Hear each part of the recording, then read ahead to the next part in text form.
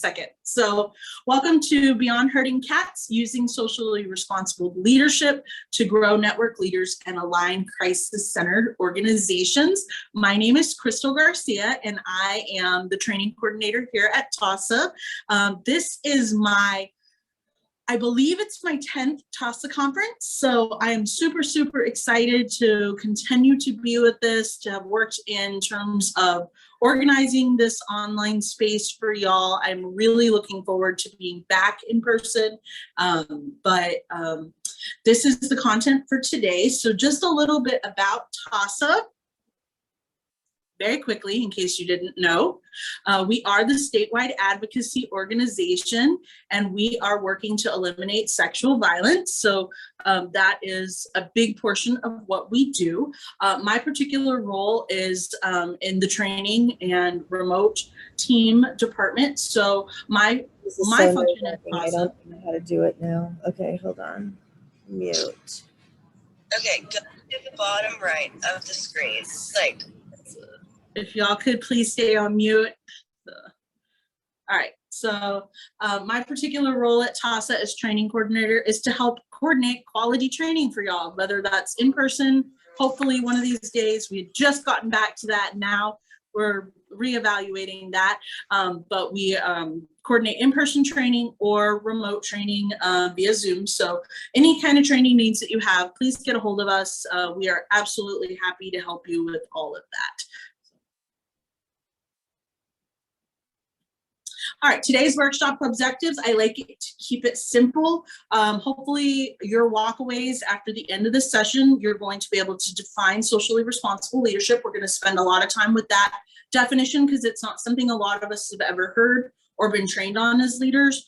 We're going to learn the operating principles of networking leaders and identify a growth leadership mindset, which is really, really important in terms of managing centers where crisis is our center and not letting crisis eat us up. So, all right, so as we get into this, I do want to I'm going to be talking a lot about our leadership being rooted in us looking forward and us looking back, and how we rest on the shoulders of people who train us. So I want to be very, very, very appreciative and just take a second to honor and give space to the two people who helped me develop my passion for this particular topic and exploring what it means to be a transformational leader and to work towards collective impact and alignment. And those two people are Dr. Mark Biddle and Dr. Ash Davis, both from Johns Hopkins University.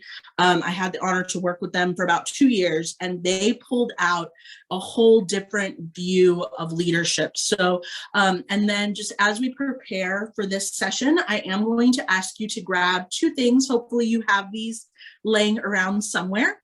The first one is blank paper, and the second one is crayons. So I want you to get your good old crayons from the back of the drawer, from your kids' room, any of those things, but I would absolutely, absolutely love for everybody to grab some crayons. And while we're doing that, I want you to think of some questions. The first one is, what is leadership? Is leadership an art or a science? Why are some leaders effective and others not?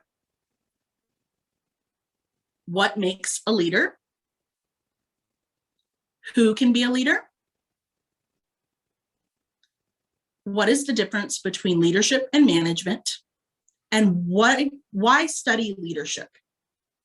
So I'll just give y'all just a few seconds to look at those or to think about those while you grab your supplies for this session, and we will be moving forward in just a second.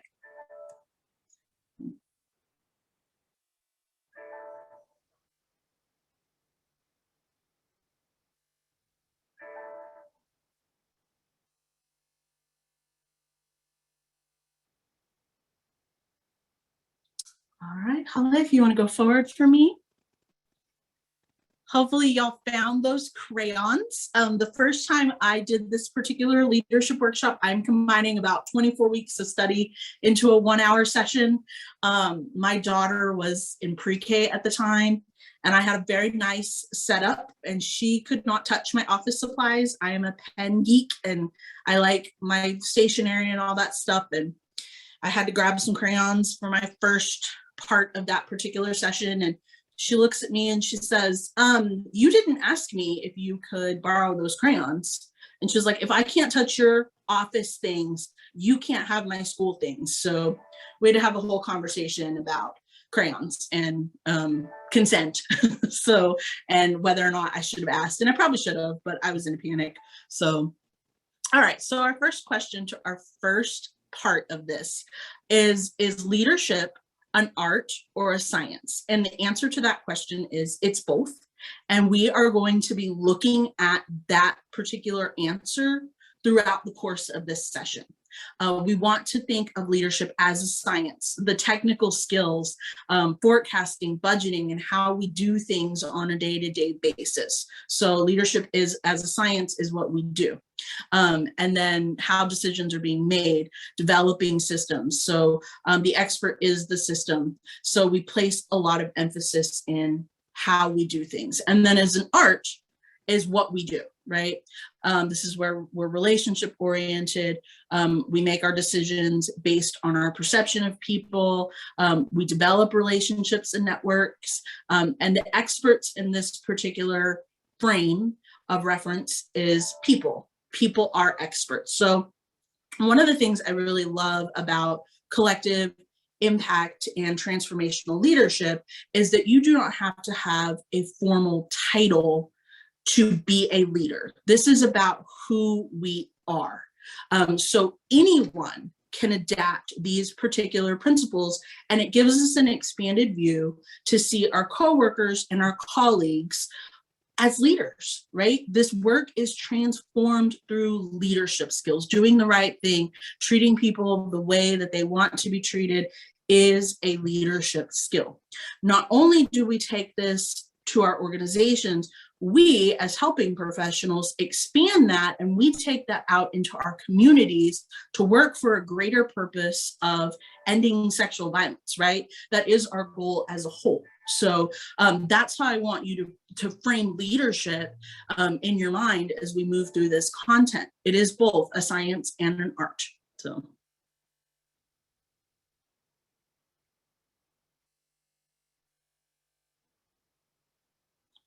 All right, so leadership is a dynamic and active creation, maintenance of an organizational culture, and strategic systems that focus on collective energy. And I love the word collective. I'm going to say that a lot, but one thing I do want to know is transformational leadership isn't collective leadership. Collective energy here is referencing to how we put our resources together and then move towards that common goal or that shared vision. So the key elements for leadership are to create a commitment and to create energy, a sense of direction through the culture and through the system. We create and communicate goals, and we motivate others to collectively achieve a desired goal. So that's something that we spend a lot of time thinking of. What is my goal? And oftentimes, we get really bogged down into the goal of helping survivors. I love that goal. I'm not saying to throw that goal out, but also thinking collectively about the anti-sexual violence movement. Our greater goal is to not have violence in our community. As a healthy community, a community that is functioning at its best is a community that's violence-free. That's multiple forms of violence, because we understand that violence is a choice. And so sexual violence doesn't inherently have to be a part of our community. And sometimes when we start to silo our work and we get separated of prevention departments over here, and the victim services is over here, and their staff is over here, and community outreach is over here, and we silo up our organizations like that, we lose sight of the desired goal. And the desired goal is a healthy, violence-free community.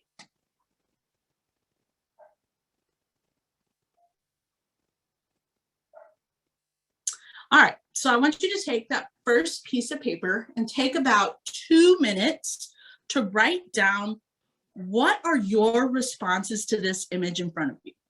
And I want you to kind of think about them in terms of your personal life, your social life, your work life. Like, what are you seeing here? What are some of these experiences? Maybe some of the feelings. Some of the cats have faces. You might focus in on that. You might focus in on what the person in the middle is doing, the chaos of all of this, but just free write. Don't worry about spelling. Don't worry about anything else for 2 minutes, and just keep your crayon on the paper and write. What are you feeling when you look at this picture?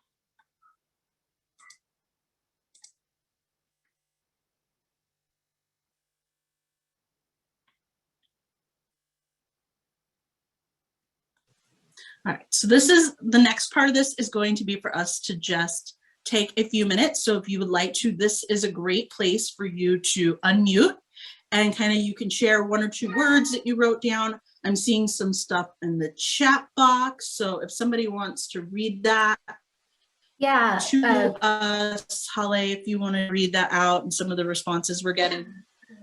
Sure. It looks like we have Kimberly said anxiety. Renee said hashtag facts. Zelma said once something has gotten cat out of the bag, it's almost impossible to reconvene, question mark. Gina said delegation. We've got some people saying no shoes, unorganized chaos, overwhelmed. And this is a time, like Crystal said, if you want to unmute yourself to share an answer, you're welcome to do that as well.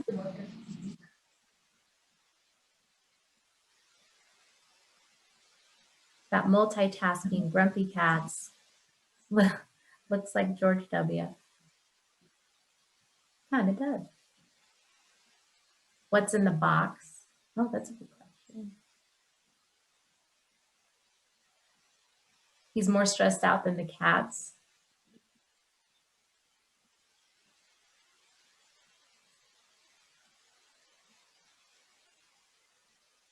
Some of the cats looked annoyed at him, yeah.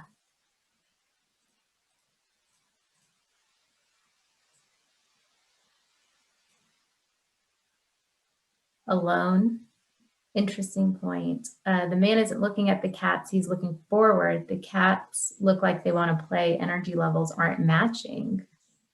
Trying to fix all the problems at one time, trying to balance work, life, and your own needs.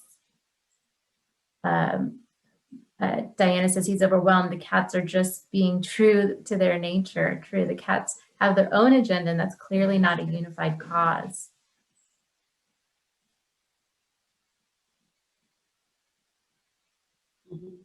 Some are bling while others are aware.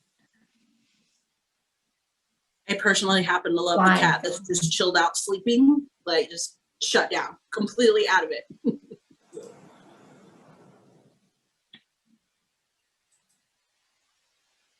Yeah, some of them do look weary, that's true. All right, so ultimately, and this goes back to the title of today's session, what this guy is doing is hurting cats. And what that means in the anti-sexual violence movement is that we are focusing on transformation. We want change. We want things to be better. We are absolutely there to help survivors, but if all of us collectively got together and no more survivors were coming to see us because no more people were being hurt in our communities, I imagine we could all find something else to do with our time.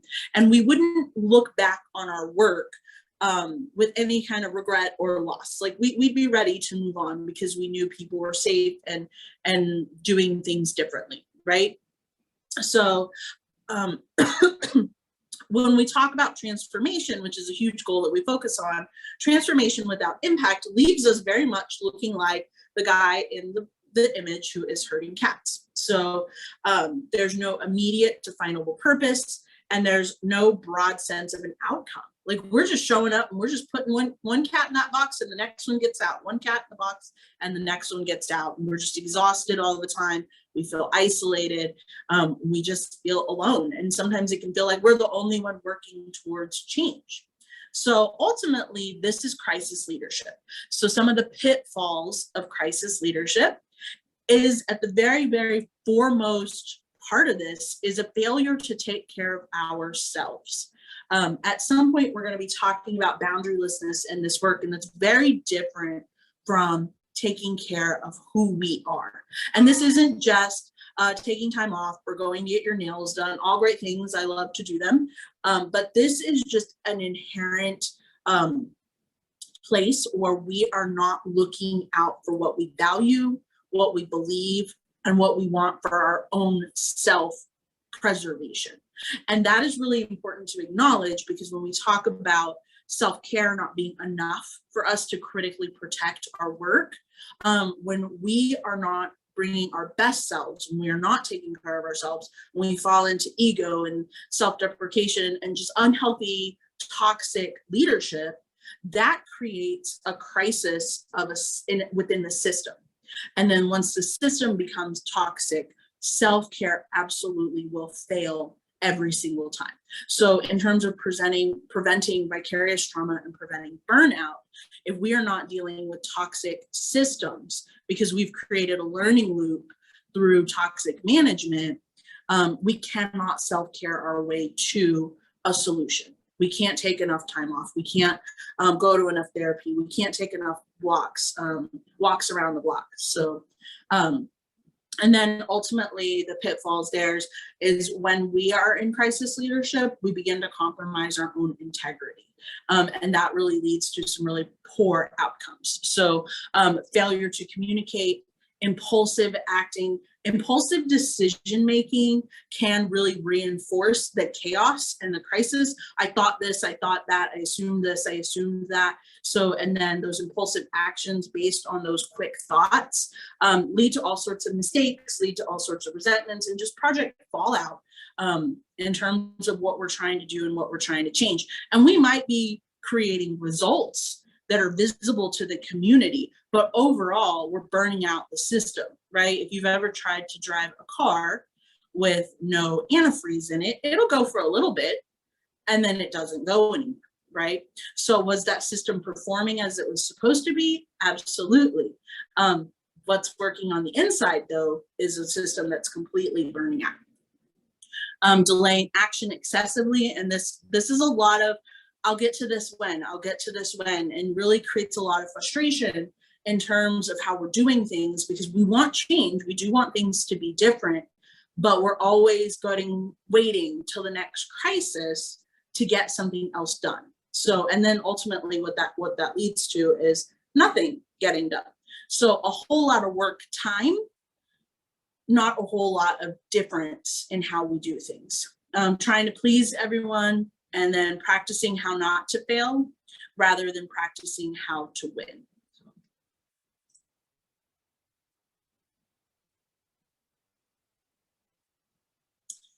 And all of that culminates and combines to become what we call good enough leadership. And it's just, I'm here, I'm alive, nothing burned down today. The system didn't fall apart. Nobody got majorly injured, and I just made it through the moment. So a good enough leader operates within a given system to benefit a single group. They don't really have a mission-driven effect. So there's just this single level of complexity. So it's just this very basic, we kept the doors open and we just survived, right? So we want to transform that into great leadership, and we don't settle for a system for what we don't settle for a system as they are. We are constantly thinking about what they can become, and transformation is the better benefit for the widest amount of the community. And in this particular case, we are looking at our community as a whole, which is really weird to think of because not everybody in our community comes to our doors. But if the ultimate goal is to end violence and contribute to a healthy community, we want less people to be coming to our doors because they have not experienced an incidence of violence, right? So we really want to tap into our sense of purpose-driven leadership. All right, so let's do the same thing we did with the first picture. Take your crayons and write down this picture. What does this one create? What sense of I lost my wording. What feelings does this create? What thoughts does this inspire?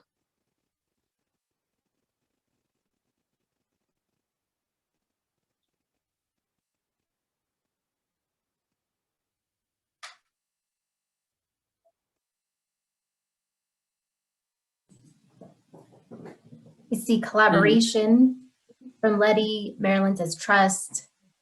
Kimberly, order, calm, unity. Laura says harmony, unity, organization. Renee, nostalgia from band practice. Rashna says harmony.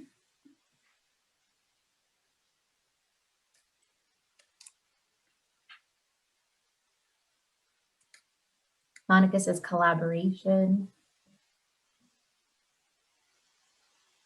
Christina, poised for action, everyone in their place, one director, unification, one sound, one voice, anticipation, teamwork, unity, obedience,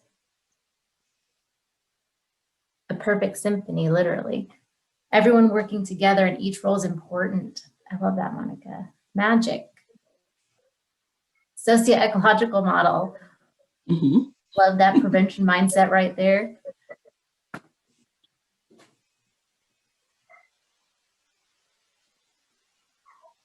Integration, team organization.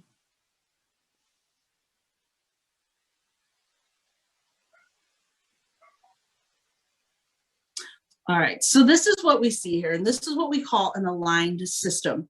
And within this, if you look at this from the perspective of leadership, everyone is doing their part to contribute to the greater good, and it's what benefits the most. It's what benefits the community.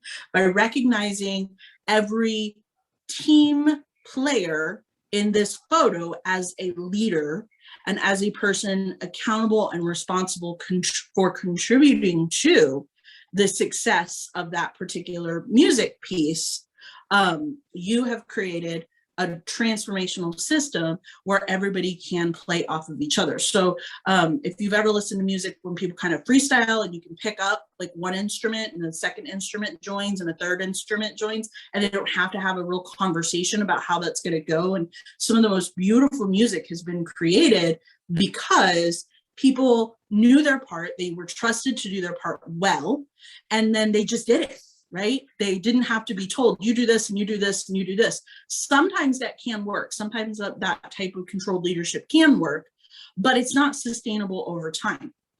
From the perspective of people being trusted and people being valued to do well with the skills they have, actually works out better in terms of long-term vision and social change.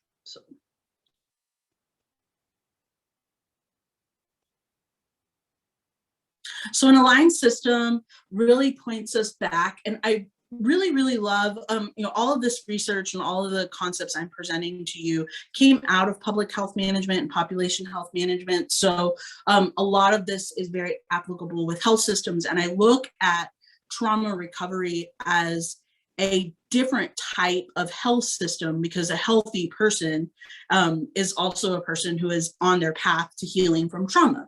So I believe advocacy, counseling, mental health support, all of the helping professionals, social work and stuff are contributing to health systems, and public health also views that too.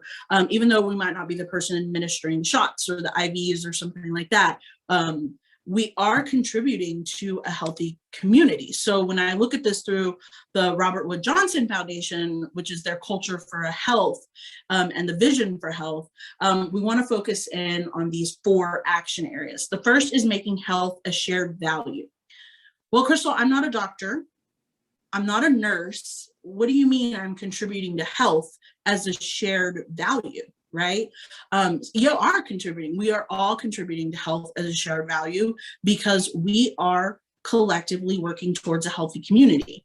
By contributing a framework that promotes violence as preventable, we are contributing to the greater good of all of our citizens. And we do this by fostering cross-sector collaboration to improve well-being. Like, we cannot do this work alone. Within the organization, there cannot be silos. And then outwardly, as we interact with other teams and use a multidisciplinary or an interdisciplinary approach to how we improve our community, we are also contributing to the well-being too. But we have to do our work outside of the four walls of our particular office or organization. So we're not just insular, and we're not just one person contributing to this system hoping it doesn't burn out. Which leads us to creating healthier, more equitable communities. We focus on equitable systems, right? And then that leads us to strengthen the integration of the service and the system. So ultimately, we are working to mobilize collective actions across diverse sectors and systems to shape a healthy, violence-free community. And I'm going to say that over and over and over again, because it takes a long time for the knowledge of, I want a violence-free community, to move kind of from that headspace to actually like where we're working from our heart and our soul. Because for many of us, and for me included, for many, many, many years, almost 20 years, my primary focus has been one victim at a time and helping support them as they recover from trauma. And thinking about this in a bigger perspective is I have to keep reminding myself, and I have to keep recentering, I'm working for the greater community. Even though I might not ever meet every community member that I serve, I am responsible and accountable to them and how I contribute to their health and well-being.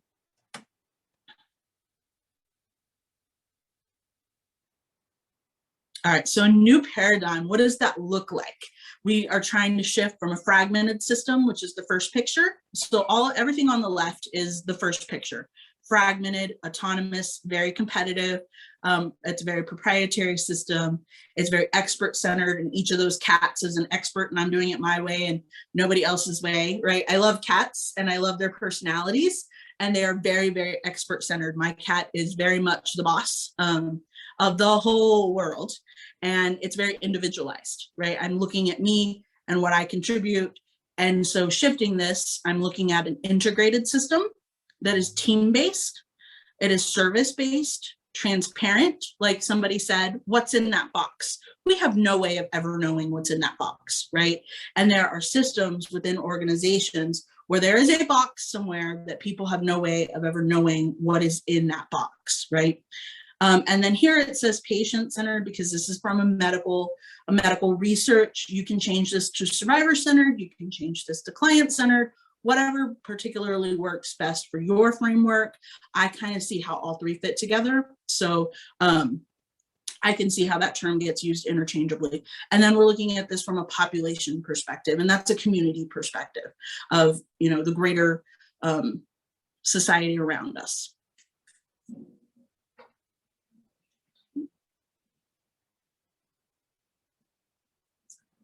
All right, so lastly, this particular image is Conductus, right? In order for us to be able to shift this paradigm and us to be able to look at this differently, we must do it with a new mindset. This is where the principle of a growth mindset comes into play. This idea that we have always done it this way, and this is just how it works. And I've been around victim services myself. I've been around victim services for almost 18 years now. And, you know, there's just ways of doing it. And this is just how it's supposed to do. That really can lead us to be stagnant in how we lead for change. So we are actually stepping up and stepping into our accountability in conducting a beautiful aligned system, rather than just doing it all by ourselves and just trying to put all the cats back into the box. All right, we're gonna watch a quick video really fast. Hopefully it works.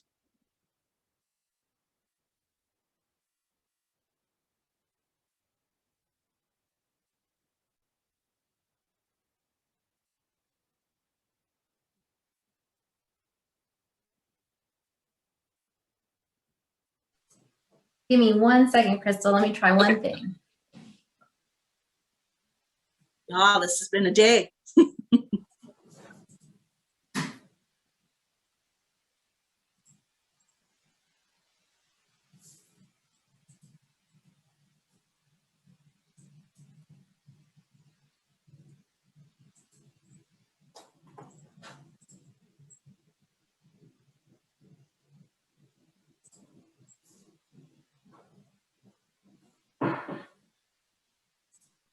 No, I'm sorry, Crystal. It's not working for me. Okay, that's all right. That was just 1 minute of the presentation, so we will be okay without it. So, and there's a slide summarizing this video.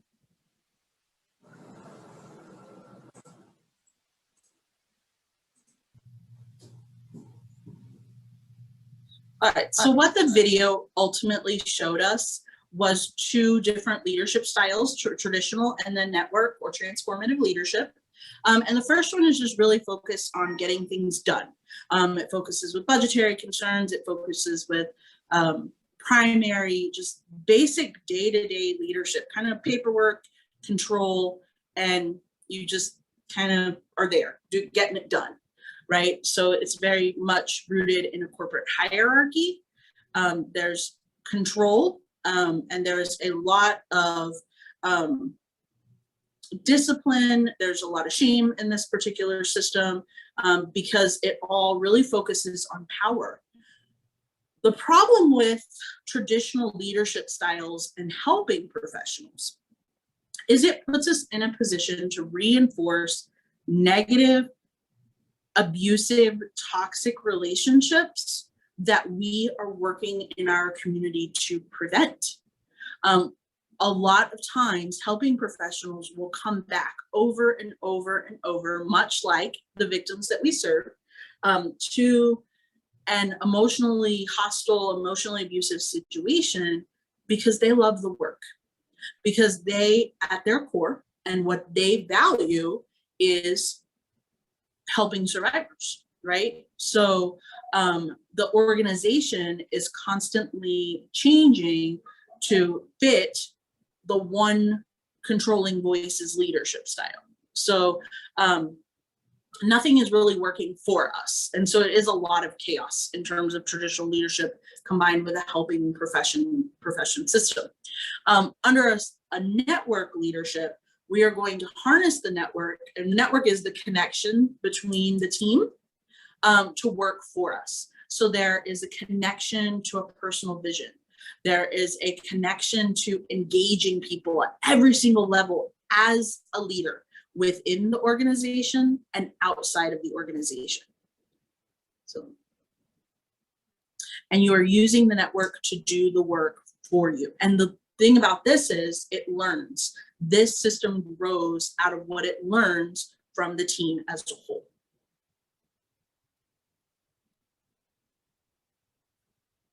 And the outcome of learning from the team as a whole is socially responsible leadership. So in order for us to understand this, we do want to talk about what it's not first. It's not servant leadership. This is not a leadership style that actually asks you to put yourself on the chopping block in a really negative way to be of service to your community, right? It does value boundaries. It does value balance within how you lead, right? And it's also not corporate social responsibility because we're not inherently business systems, right? We're completely different from that. So it's putting others first, but not in the sense of like this person over that person. It's putting the greater community first. We are going to look at performance and growth. And then a lot of this is not inherently rooted in invisible leadership. So there's a hands-on approach, but that looks very different from a controlling approach, which also looks very different from what we call, it's called a laissez-faire or hands-off approach, which just means, you know, come to me when there's a problem. It's neither one of those, right? There's a get in there and do with my team, not necessarily for or against. It's very different. So, and then our organizations do not exist in a vacuum. And I really like this because we can kind of think of us collectively connected to other organizations who do the same anti-sexual violence work that we do, other state coalitions, other community organizations that we're working towards this common idea.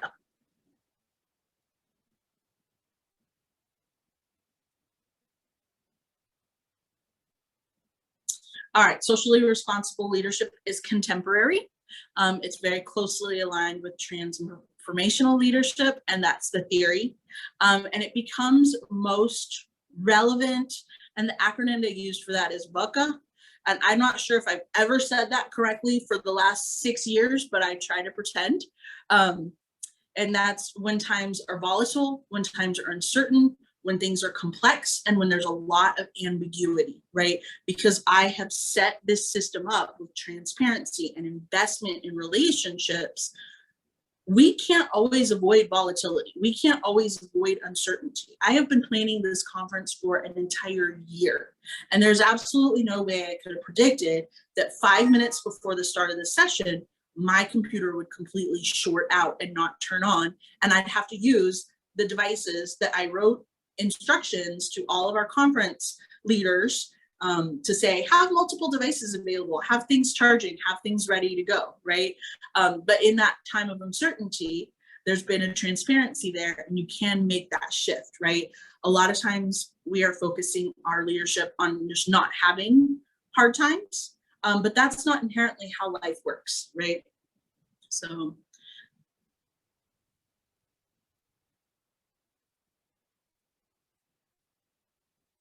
this is kind of a visual chart of how this works. And you can see leadership, and then you can see organizational participants working at the same level together. And then you kind of create this shared responsibility for leadership and purpose, for the organizational mission and vision, for the organizational culture, and the ethical choices that we make. Because most of the time, advocacy work especially is about ethical choices and ethical decision-making, and how we serve survivors and how we help them through their systems, right? And then change and capacity building. Capacity building is very important here because we don't want to stay stuck in one place. So as we are building capacity, that means building new leaders to get formal titles, but some organizations are moving past even formal titles of leadership, and they're working towards a more collective approach where there's not as many formal titles because everybody is recognized as a leader. So, and then all of this together creates a contribution to society, which is what we call our social responsibility. As helping professionals, we have a social responsibility to survivors, their families, and people that have been harmed by sexual violence. And we also have a greater social responsibility to reminding people that sexual violence does not have to exist in our communities. It is not a thing that's just always going to be there.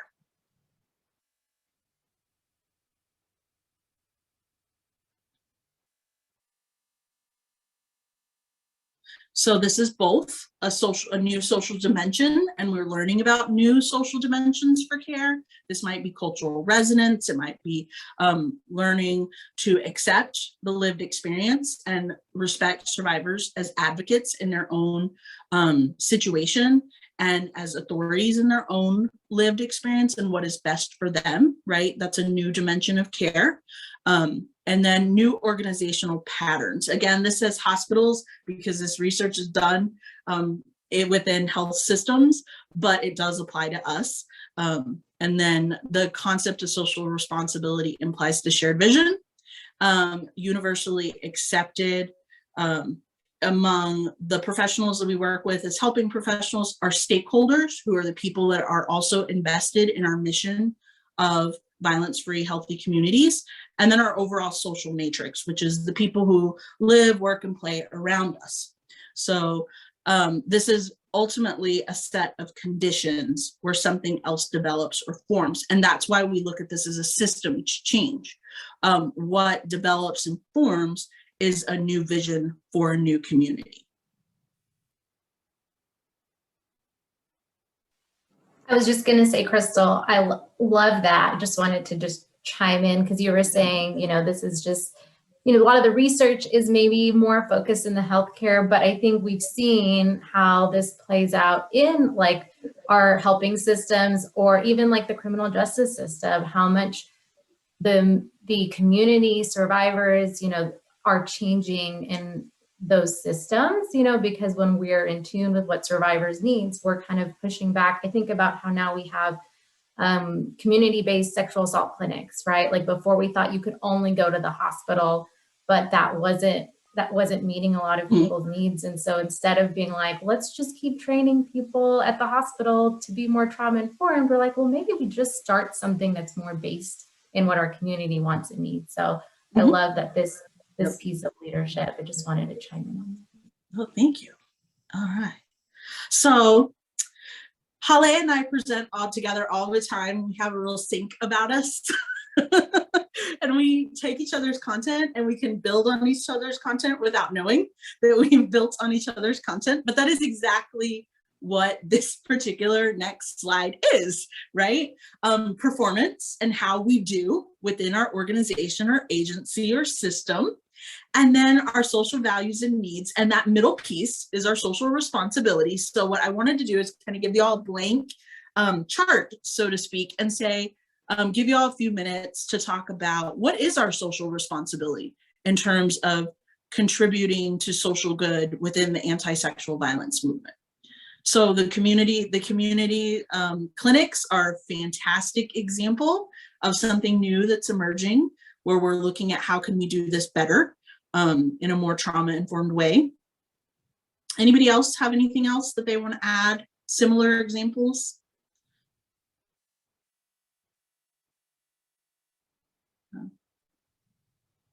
I was just doing mine a little early, Sorry about that. Perfect. It's perfect. Another really great, amazing example is the transformation of, oh yes, culturally specific healing modalities. Amanda, I don't know if you want to unmute and talk about that a little bit, but you always have a great way of explaining that. So. Thank you. Yeah, sorry I'm off camera because my hair is very fun. But I was thinking just the importance of, I think a lot of times when we try to serve everyone, sometimes people get left out of that. And I think that we have to admit how we just are not going to be perfect, can't be perfect, but there's a lot of community assets and healers and culturally specific groups that are doing really, really amazing identity affirming work that can really be given more connection to the work that we're doing to serve their community. So I think that the value of organizing work, of community capacity building to do healing work, making sure other groups have funding to do that work to serve survivors is just really, I think, an amazing trend that I'm starting to see.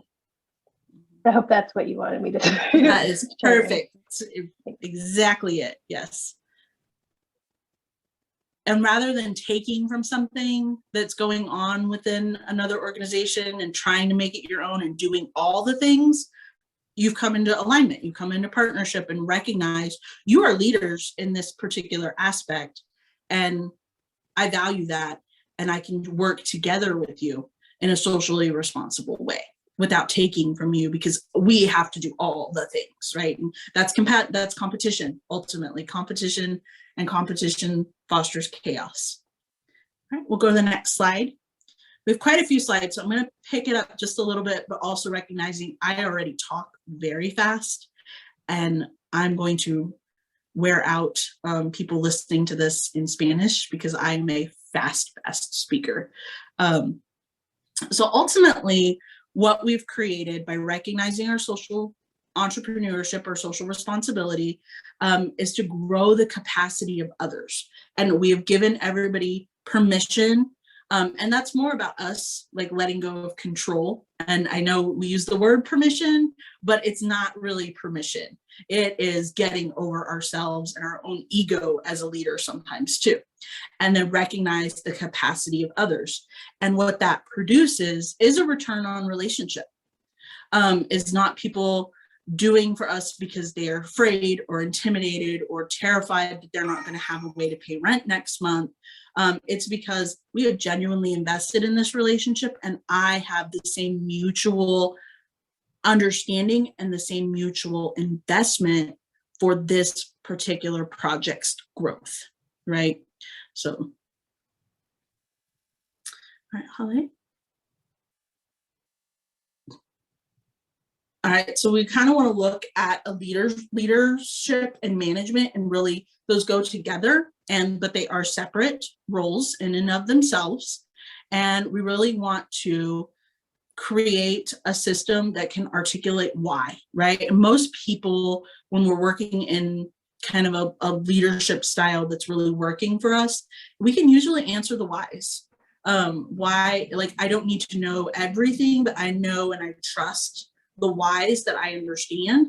And then that focuses us in a more transparent direction, right? There are very few places under a leadership style that is transparent where you're wondering what is over there in that box. There's closed door conversations. Now there's private conversations, but there's no secret conversations. And they're very different in how those look, right? And the why to that is because this particular thing is not for me in a healthy way, and I have healthy boundaries. I'm really focusing on contributing this part, and then this other person is focused on contributing this part, and together they're working together. And I've seen that pay off, and so there's a trust there, and the trust is not there because the system has asked people to trust you because it's a management role.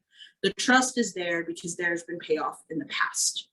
And the investment has been the healthy relationship, not necessarily the threat of losing a position in an organization.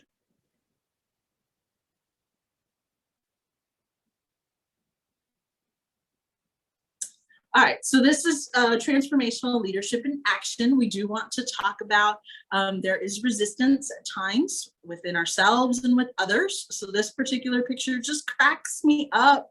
I have been the person in all three of these positions, maybe four, because I'm not sure if that's a person in the very back behind those rocks, but for sure I see three people there pushing and pulling and working and trying and just not at all aligned, right? Everybody's kind of doing this thing and they're all trying, they're all wanting to make things better.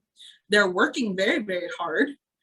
It's just not transforming. It's just not getting any easier, right? So let's talk a little bit about what resistance looks like and what absence looks like.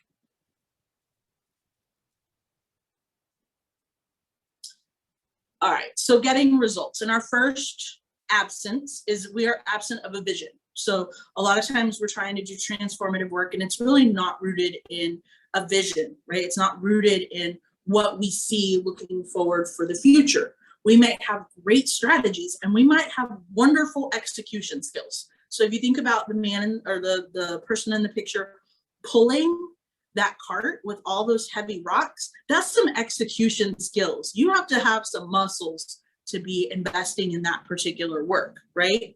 The resources in terms of execution are being managed. Time frame and all that stuff is working for me, but I don't know where I'm going. So the outcome is no results.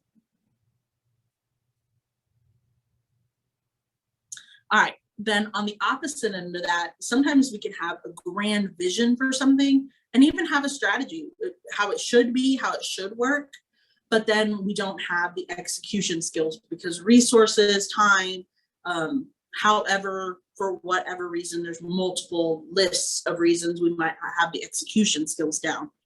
And the ultimate outcome is exactly the same. So not having a vision and not having execution skills end up, getting into the same problem. I've invested a lot of time, I've invested a lot of effort, and little has transformed within the system. Or things have negatively transformed and there's more resentment and more chaos and more crisis and more burnout and fewer emotional resources to do the work with. So ultimately, this image is just telling us we need all three. We need a vision, we need concrete evidence-based strategies, and we need execution, and we need all of these things to work together to get results.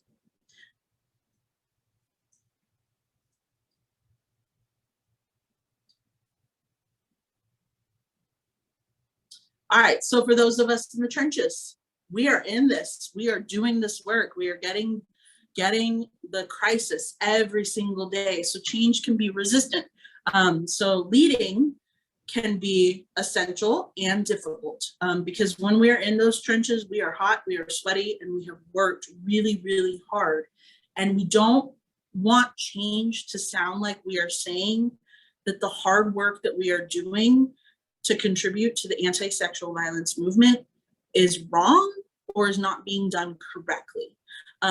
And sometimes that's what change can sound like, right? Is that I've made a mistake in how I've been doing this. And we're not inherently saying we've made a mistake. We are inherently saying that we want things to be better so we can be more sustainable, so we can continue to do the work that we love.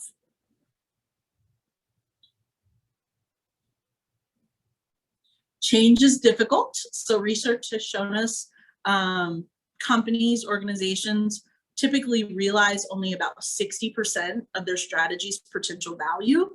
And we're missing a whole lot of other things. And why is that? So let's talk about what makes us resistant to change. So here's a few things, individual and organizational.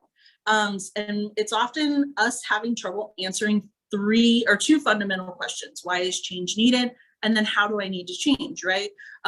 We often kind of point and shift that, well, this needs to change and this needs to change. We don't spend enough time with the individual, or we spend too much time with the individual of this fear of the unknown, insecurities, and what they call Pike syndrome. And Pike syndrome is basically this research they did where they had a pike fish and they had a separated tank. And a pike fish is kind of a volatile attacker fish in essence. And they had a divider between the two tanks, and the fish would swim over and would smash into this wall, right? And would hurt themselves. And ultimately the fish ended up giving up when they removed the barrier and just let the fish work things out and develop a system for themselves. All of them found a way to live together in peace.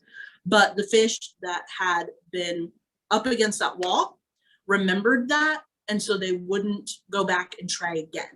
And I think sometimes we'll either make individual mistakes or organizational mistakes, and so it's like hitting a wall, and we don't go back and we don't try again. We just shut down. We do the opposite of growing from that mistake and learning, and we'll just say, well, we tried it this way, nobody liked it, I'm done, I'm out.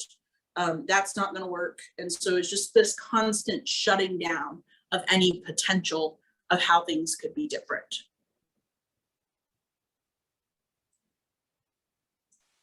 We had a comment in the chat as well that I think was sharing kind of that individual and organizational trauma can also show up as resistance to change. So, I don't know if the person who commented wants to share more on that, or Crystal, if you wanted to comment any on that. Give them a second to unmute. They want to. All right, so yes, it's Monica. It's me, it's Monica. Sorry, Crystal. I also, like Amanda, have not done my hair today, so that's why you can see this very different picture of me. But I just wanted to add that in there. I think sometimes we need to be mindful of, especially coming from the trauma-informed perspective, as resistance to change may be fear-based because of organizational trauma in the past or individual trauma in the past. And like you were saying, Crystal, not having that trust-built foundation that's endemic in a lot of our organizations. Yes, absolutely, absolutely. So, and with that said, the change errors typically are not trauma-informed whenever we creates responses to errors, it's typically a write-up or something else that continues to foster trauma. They continue to be shame-based, critical, and a lot of that comes out of, especially for people that have formal leadership roles, when we are not taking care of our own emotional intelligence and we have that finger pointed at everybody else because of our own burnout, because of our own unresolved trauma, we can cause harm, and that kind of creates this ripple effect. And so most of these errors that you're seeing on the screen before you are directly related to trauma, and that a ripple effect of trauma goes out, right? It might happen to one person, but it is widespread across the organization, across the organization's scope of influence, and it just keeps going and going and going. So time. We need time to make change, right? It occurs in stages, and skipping steps can be disastrous. Skipping steps can cause more trauma and more harm. But like we said in the beginning, people come back because we really love this work and we're really invested in wanting to make a difference, right? And so disaster after disaster might produce something, but it's not inherently healthy, right? And then mistakes can have devastating impact. And that is ultimately that fish kind of crashing into the wall. I can come to somebody, and if an entire staff is terrified to ask their leader for something, that might inherently be a signal that there's been a crash at some point, right? And so some of these errors, lacking a vision, under communicating the vision, not removing obstacles for the new vision, and really falling back on that old mindset, the old leadership, this is just how it works. And then I think a really interesting one that we don't talk enough about is declaring a victory too soon. And that can really reinforce skipping steps, because we got this, we're done. Like, we don't have to worry about this. And so it really leads us to kind of this last minute sense of, putting things together and just making it work, right? And we have really talented people and really talented leaders working in a system, they can pull things out and make things work, right?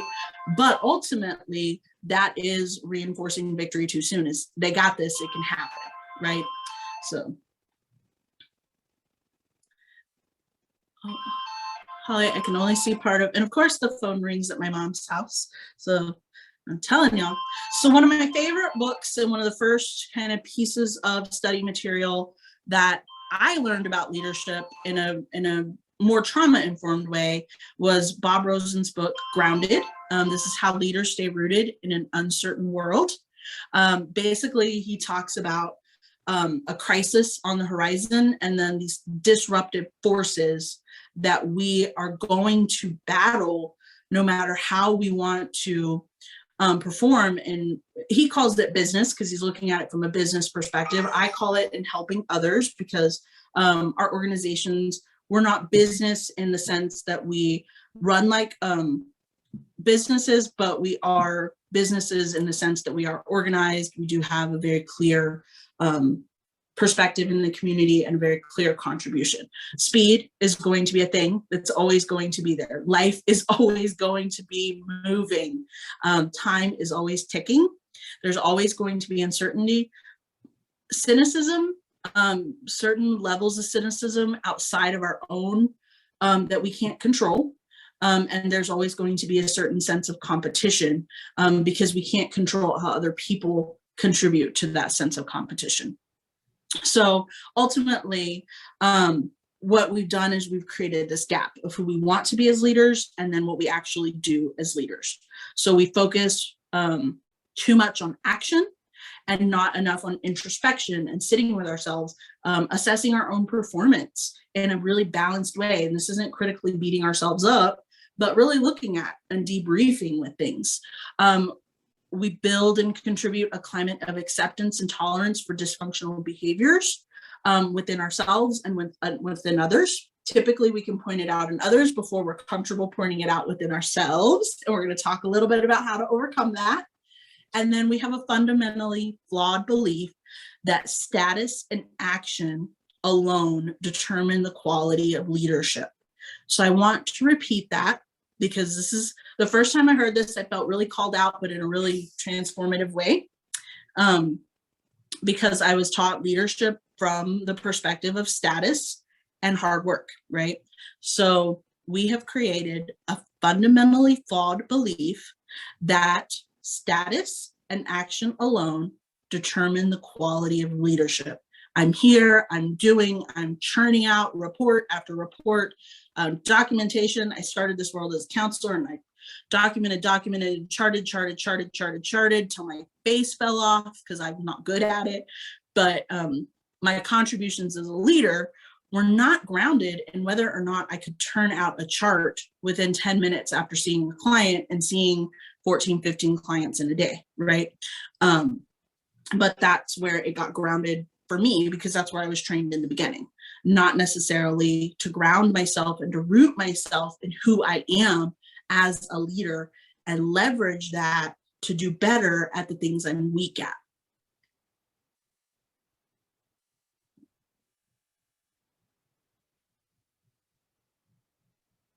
So we look at this perspective of grounded leaders, right? Our hidden foundation and who we are, and how does that show to the outside, right? How does that show in what I do and how I demonstrate my values as a leader, not necessarily how I get things done. Are there things that need to get done and have to get done? Yes, absolutely. I have ADHD. I have reminders and lists and stuff everywhere, right? But a healthy leader isn't grounded in how they churn out product, right? That gets us in a really redundant place, and we're not necessarily growing, we're not necessarily changing, we're just producing. And then ultimately we become humans doing, not necessarily humans being. And if we're not humans being, we definitely cannot move ourselves into a position of being a human that is leading. That is super powerful, Crystal. I just wanted to read in the chat. Laura also said, in line with kind of what you're saying exactly, the leaders who amaze me the most are those who can delegate effectively too. Mm-hmm. Yes, yeah. And it's a different type of delegation because we are organizing differently. So we're collaborating and delegating. I'm not just giving you a list. I do that with my kids. Sometimes I forget, like Toby washed the dishes, Marion cleaned the cat box, and I'm going to do dinner. And they kind of sit there and look at me, and they're playing their games or they're doing their homework, and they're like, what? And so you have to change that perspective. Okay. I'm seeing the chat. I can see parts of the chat flash, and I'm seeing to please repeat that. So I'm going to do the best I can because my ADHD, y'all. When we focus on becoming a human doing, and that is us churning out product, that's a human doing, that prevents us from being a human being.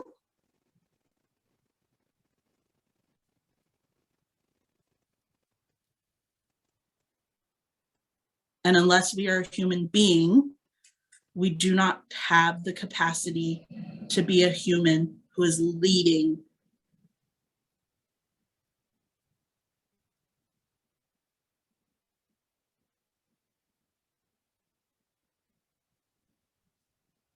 So it's three things: doing, being, and leading.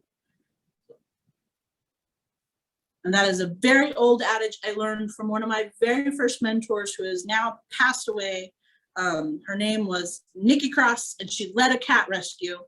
And she would always ask me, Crystal, are you a human being today, or are you a human doing today?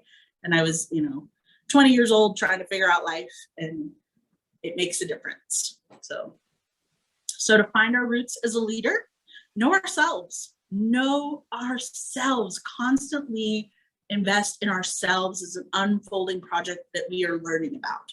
I had a wonderful therapist once who would constantly recognize I have this thing about school and constantly being in school. And one of these days I'm going to finish school, I promise. But she would say, when are you ever going to take a course in yourself? And just learn about yourself. She even asked me to write a syllabus of all the great things that I could learn about myself. It was wonderful, wonderful, wonderful thing to do. So, and our identity as a leader, Like, and that comes to a lot of assessment. It comes to a lot of thinking and reflecting. So the quote here that goes with that is, personally, I'm always ready to learn, although I do not like being taught. Sometimes we learn hard lessons, sometimes they're uncomfortable, and that's okay, right? And then developing ourselves as a leader on a journey. We do not arrive. This leadership skill is constantly unfolding. And Crystal, we did have a question. I don't know if you want to take it now or later, but it was, can you speak to how we shift this in our work when so much of our funding is based on quantity, not quality? So we're not going to find this answer in grant reports. You have to do grant reports. I'm sorry to tell you, but you do have to do grant reports, and this work is not going to be found there, but it's going to be found in how you invest in those, how you plan for those. And then sometimes that means doing this work very separately on your own, and it might not be reported on your grant. So you have to find a way to capture yourself as the leader, knowing that it's not always going to be documented in certain tasks that are just part of it. They're just part of the work, right? And we don't want to get so caught up in grants and process that we forget who we are as leaders. But that stuff does have to be done. And then how do we bring it to there, right? How do we organize ourselves? What's our integrity on grant reports and things like that? What's our integrity in terms of record keeping to create a grant report? And is there a leadership skill that I can harness there to improve that process, right? So, all right, so we are almost out of time. We have one last slide. This one we're going to skip, and we are going to look as leaders as whole people. So this is the healthy leader model. This is in Rosen's book. You can get a free copy of this book online. It's been in print long enough that there are lots of digital resources for this where you can download the whole book. But I would also highly, highly recommend investing in this particular book. I have read this book over and over and over again. It's really, really good. But what he proposes in terms of being a leader is a person who is doing in a healthy way, right? And one of the things I really appreciate about this perspective on leadership that I don't always see in business leadership type books is that it really, most business books focus on leading for like capital gain and just making lots and lots and lots of money and working yourself into these kind of treacherous spaces and kind of burning yourself out to make more profit. And we're not necessarily focusing on profit. We do need resourceful spending and to keep our grant spending under control, but we're not looking at this from that particular perspective. So he is one of the first leadership authors who's not in a healthcare industry or a self-help industry, looking at what it means to be a whole person as a leader, who we are in multiple forms of ourselves. And this very much mirrors the work that we do in direct services with survivors, right? How are we taking care of our physical and intellectual health? How are we taking care of our spiritual health? This doesn't necessarily inherently mean we go to a religious institution like a church, but our spiritual health is that connection to generosity, to higher purpose. There's another great author, his name is Bucky Sinster, and he writes books on spirituality. He is a staunch atheist, has a history of religious abuse and was raised in a cult. And so his perspective is harnessing your inner A-team, which I realize there are very few of us left who even know who Mr. T and the A-team is, but it's this inner sense of justice, this inner sense of purpose, this inner sense of who am I and how am I contributing to the wholeness and the greatness of the things around me, right? So I really like spiritual health and its expansive view past just a religious. So if you're not a churchgoer, I'm not a churchgoer myself, but I do connect into something that is bigger than me. That's the universe, however you want to do that. But I don't want us to overlook this particular component. And then our social health outside of our work relationships and our social relationships inside of our organizations. so that is everything for content. This is just another reinforcer of who you are and what you do as a leadership skill. So, and making a positive social impact. And we are going to miss one exercise, but this is going to be in the slides that are going to be available for download on the conference website. And this is a personal leadership shield. And this is what the crayons were for. But what you want to do, and I strongly suggest you do this exercise on your own, is take time, draw a shield out and draw pictures of your answers to these responses. How I view myself as a leader, my leadership trait, my leadership motto. That's the only part that can actually be written on here. What I value most as a leader and what leadership means to me. So I'll show you my finished, this is my actual finished leadership skill shield. So all of these things represent me. You have my identity and leader as an intersectional feminist, equity as a value, strive for honor, which comes from Texas Tech, but ultimately is my leadership motto in what I'm doing.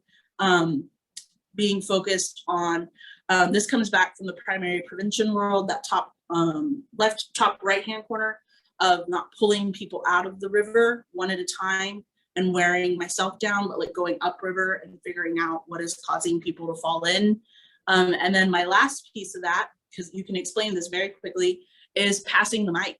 And like we've heard at TAASA conferences in the past, if we are stuck in the leadership space that says, I am a voice for the voiceless, let today be the last to say that. Pass the mic to others around you and make space for people to take up the space that's owed to them to be leaders in their own situation. So we have just a little bit of time for questions or comments.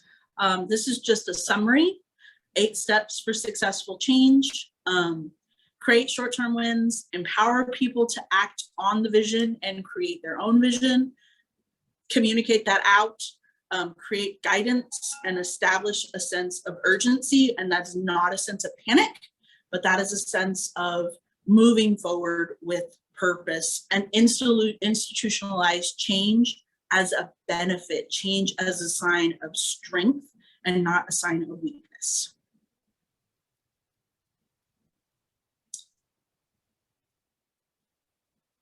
And my email is cgarcia@taasa.org. That is one part of the slide that didn't change when I crashed.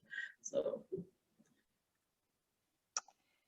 And I just wanted to chime in, Crystal, thank you so much. I dropped a few links in our chat box. The first is a link to this workshop survey. We're going to have an overall conference survey next week, but for today, and for I think all of the workshops you're attending, we're going to ask you to fill out a workshop survey. And then I did go ahead, since Crystal referenced it, there's a link for TAASA conference materials. They won't be available until next week, but if you have a moment, cut and paste it, bookmark it, email it to yourself. You'll be able to find all of the workshops, including the other 3 or so that took place now, if you want to go back between now and September 30th to look at those.